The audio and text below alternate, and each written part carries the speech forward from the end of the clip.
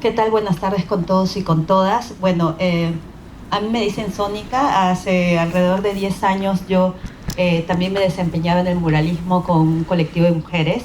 Pintábamos. Justo, qué curiosa que es la vida, Jano, porque yo viajé a Fuerte Apache para pintar. Ahí conocí a José, conocí a los 12 Brillos, a Fred Filete también, que en paz descanse, un gran mentor para todos.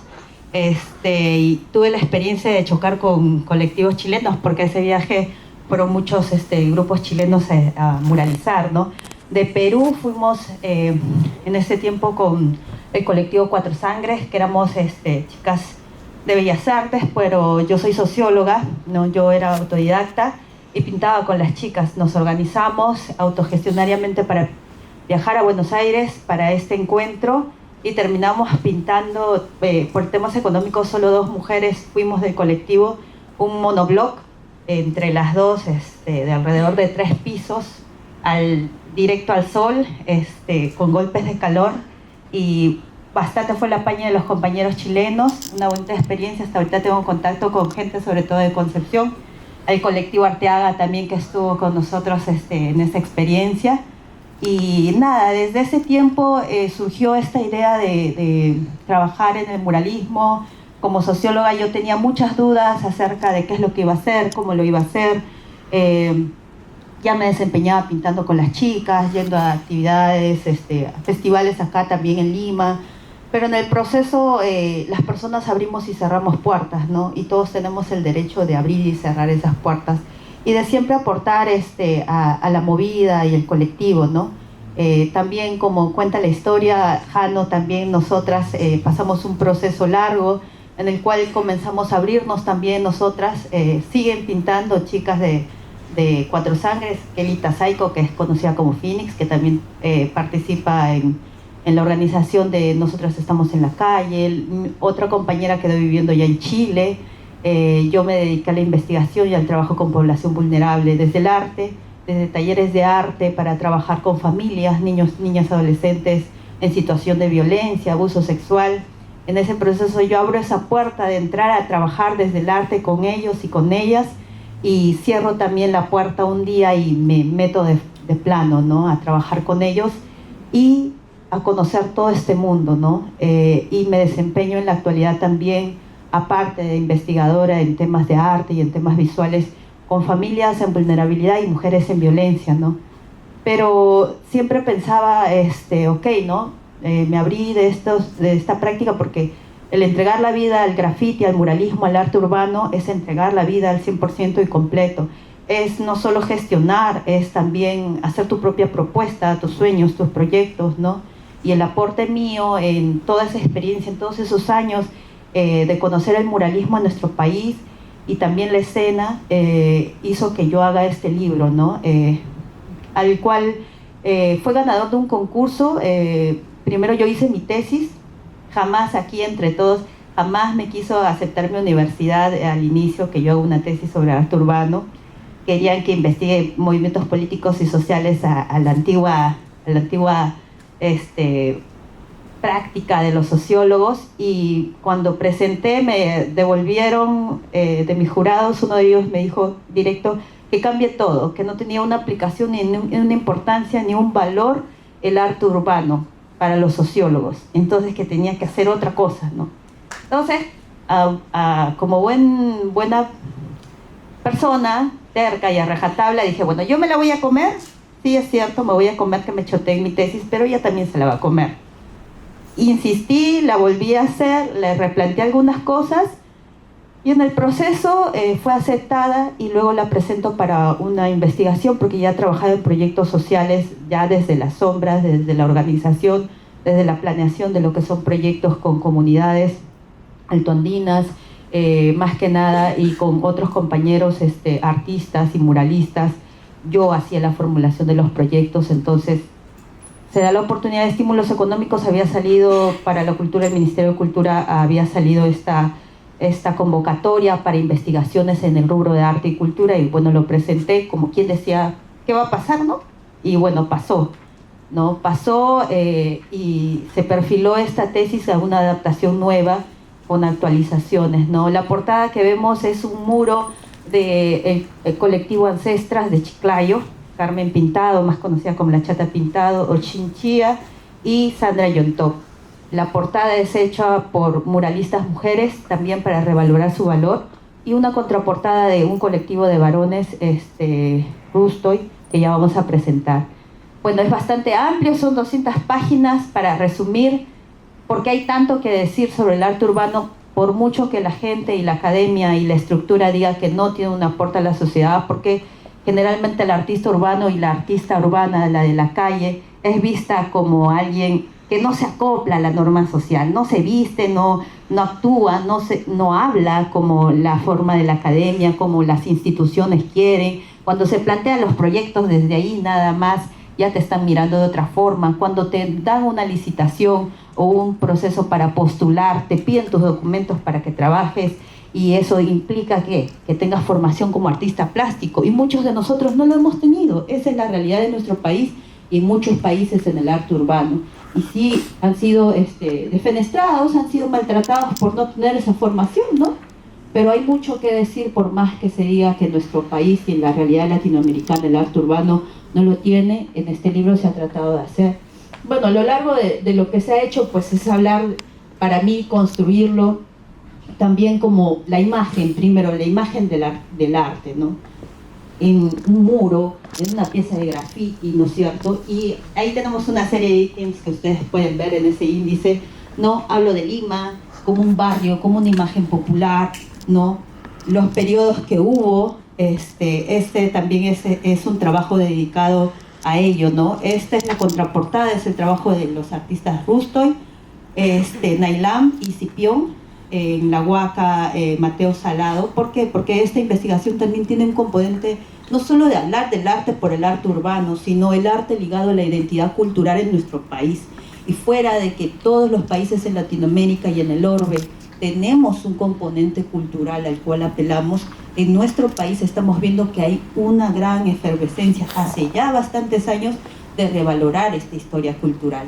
Y eso es lo que también está siendo objeto de esta investigación, ¿no? Entonces, hablar del espacio público, ¿no es cierto? Porque no se construye igual un objeto de investigación académico más que un objeto de investigación que es el arte urbano desde la calle. La norma de la calle, el lenguaje de la calle, las expresiones de la calle, todos aquí sabemos que es diferente. Cuando nosotros vamos a pintar un muro a una realidad, nosotros nos adaptamos a ella, ¿no es cierto? Entonces, trato también de hablar de ello, el pasado de Lima, ¿no? El centro histórico y las imágenes antiguas.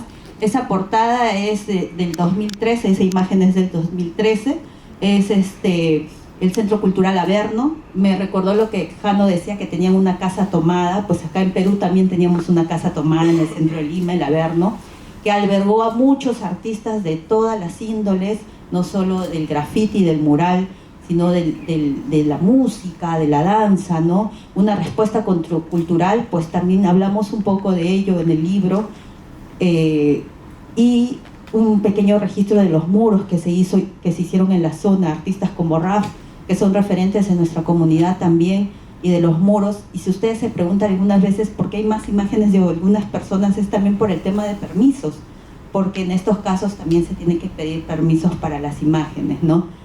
Y también hay una recopilación de pegotes. Esta también es una muestra urbana antigua, ¿no es cierto?, del 2010, que gracias a Mónica Miró se pudo acceder a ello y cuidar un poco el tema de la imagen para que aparezca en el libro, en el sentido de la conservación, porque son imágenes antiguas. También hablamos acerca de ello, y hay un periodo de latencia y de prohibición de murales. Hay un periodo en el que todos recordamos, en el cual se borraron los murales en Lima Metropolitana, ya sea por una nueva gestión de alcaldía o no, pero ese hecho negativo también permitió que el arte urbano no solo se centre en pintar en Lima, porque todos querían pintar en Lima, todos querían un muro en Lima. ¿Por qué? Porque había visibilización, porque había más llegada, la gente hablaba de tu trabajo, te hacías más conocido, te convocaban a más festivales, y el centro de Lima era un espacio de exposición, por así decirlo. No era un museo a cielo abierto como lo que hay en otros países, pero sin embargo era una gran plaza para poder exponer el arte urbano y las destrezas que tenían los chicos. Pero al darse este proceso de corte, nos permite que salgamos a la periferia, nos permite llegar a más población, nos permite llegar a los conos. Obviamente ya existía un festival como Fiteca, ¿no es cierto? Pero se masifica el salir a todas las partes de la ciudad, de la periferia, Lima Este, Lima Norte, Lima Sur, ¿no es cierto?, en las cuales nosotros podíamos tener más llegada a la comunidad, y este intercambio social se podía dar, podía ser mucho más fructífero, y la gente ya no soñaba con pintar en el centro, ya no era el sueño, la gente le movilizaba más ello. De este acto negativo e infructuoso que del borrado de murales salió el que la gente pinte en zonas periféricas y se abra más el movimiento, ¿no? Aquí hay imágenes de cómo se borraron muros, ¿no es cierto? Y luego también hablamos acerca del tema de los festivales del muralismo en Lima Metropolitana, ¿no? Ahí hay una imagen antigua que es del 2013 también, del festival Nosotras Estamos en la Calle, la primera vez que se le daba un edificio a un mural para un festival femenino en nuestro país, porque en el centro de Lima que te den ese tamaño de mural era no solo un desafío a nivel de gestión cultural, sino un desafío de abrir las mentes de las personas que están en las instituciones públicas para que valoren y acepten que se haga un mural o un graffiti en un lugar tan central, ¿no es cierto? Y eso también es un hito a nivel de festivales en el tema, ¿no? Por eso también se evidencia y se habla de ese festival. También existió Monumental Callao, es un trabajo que se hizo desde una crew. También estaba Fiteca. Vamos a mencionar rápidamente también para avanzar con el tema, que ya lo hablamos aquí, todos alguna vez han pasado por Fiteca, han estado alguna vez en un Fiteca, han pintado en un Fiteca, han apoyado en un Fiteca, o tienen amigos que han estado en un Fiteca, ¿no es cierto? Es un festival internacional de teatro de calles abiertas, donde no solo hay artistas plásticos, urbanos, sino también de danza, de arte, de teatro, y se trabaja directamente con comunidades en situación vulnerable, ¿no es cierto? También el festival Nosotros Somos la 30 en Lima Sur, ahí hay un registro de imágenes, ¿no? Donde más que nada también se evidencia mediante un registro fotográfico cómo luego estos muros son tapados por propaganda política, ¿no? Sin esperar, en muchos casos, a veces de un día a otro que se acaba el festival, se hace esto, ¿no? Es una forma de evidenciar que en nuestra historia, en nuestra evolución del arte urbano en nuestro país, esto ha pasado, me imagino pasa en muchos países, pero no porque no se diga, significa que no existe, ¿no? Y yo creo que tenía que estar presente aquella vez. Latinoamericano, que en su momento fue un boom en aquellos tiempos, ¿no es cierto?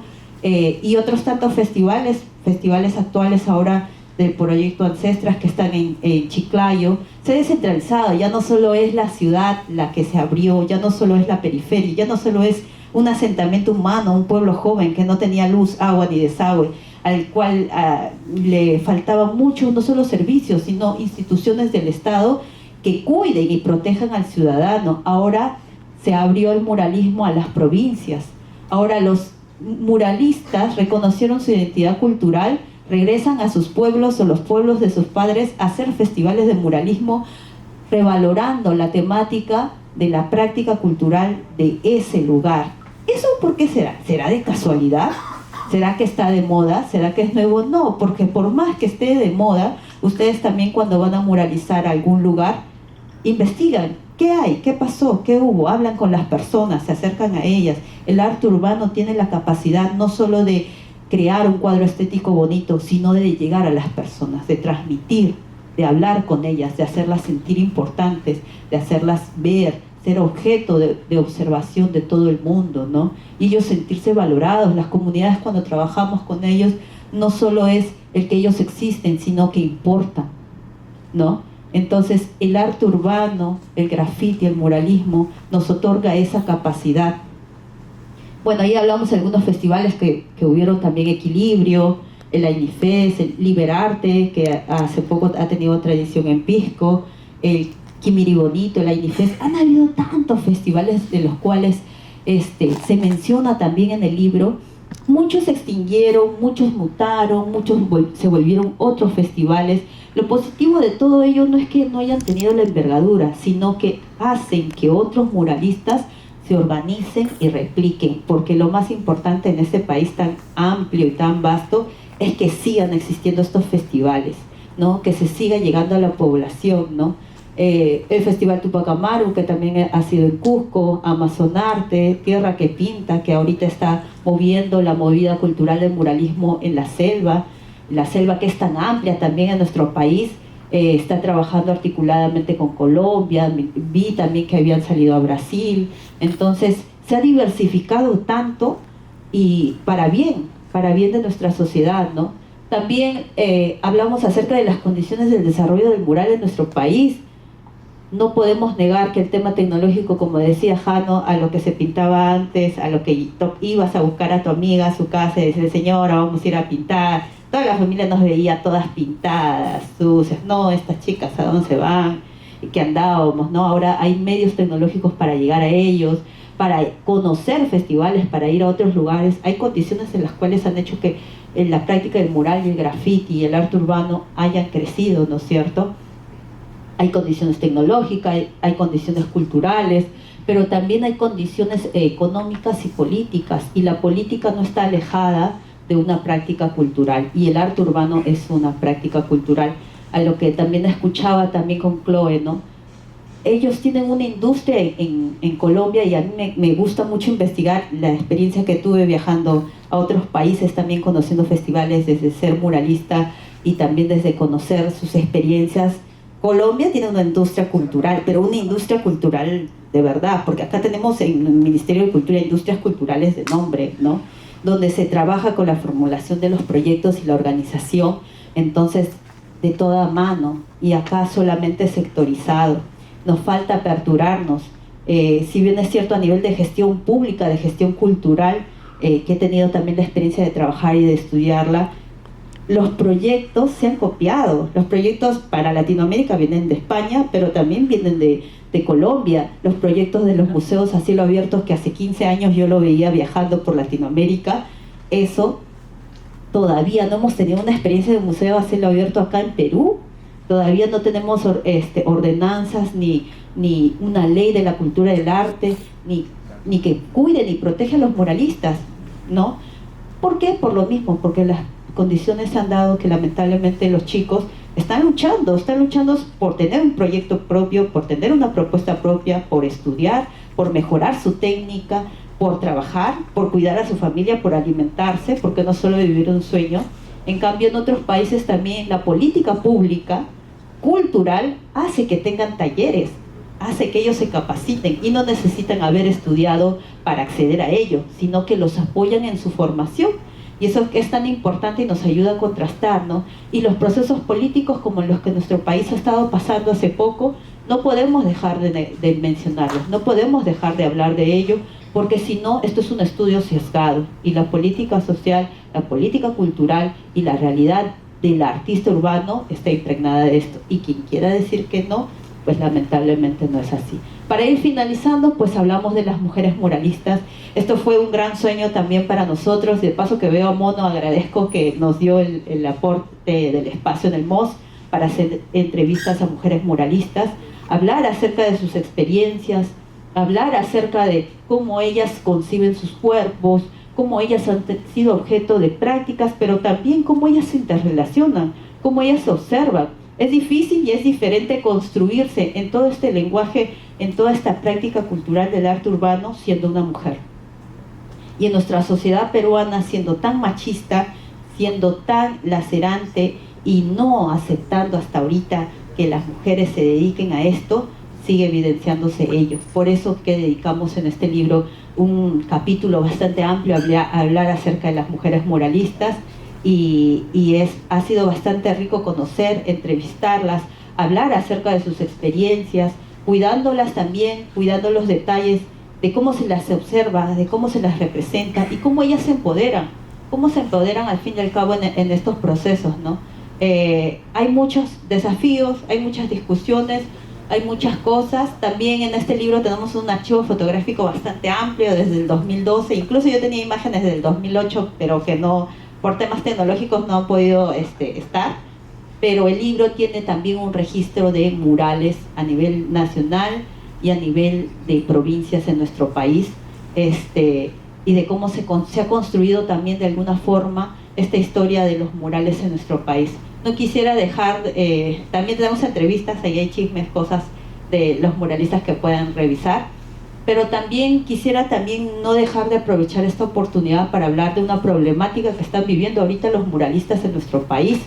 Ellos trabajan de forma tercerizada en el 95% de los casos, y las instituciones tanto públicas como privadas hacen contratos solamente para 1 o 2 personas, y ellos jalan a 10 muralistas. El tema es que no se les paga completo. Eso no solo lo ha hecho la institución pública, lo ha hecho otros muralistas o otros gestores culturales que llevan a los chicos a pintar y no les pagan completo. Entérese y sépase, y no se tenga vergüenza de hablar de esta realidad de nuestro país, porque no es motivo de vergüenza evidenciar que hay gente que se aprovecha del trabajo, de las ganas y de la necesidad de artistas de crear no solo un nombre, sino una estética y un proyecto propio para que se les tercerice y no se les pague, en contacto con la Asociación de Muralistas de nuestro país que se está formando, y a las cuales yo les deseo desde acá lo mejor, que puedan lograr una gestión para que tengan sus derechos, para que tengan resoluciones, para que tengan una ley del artista,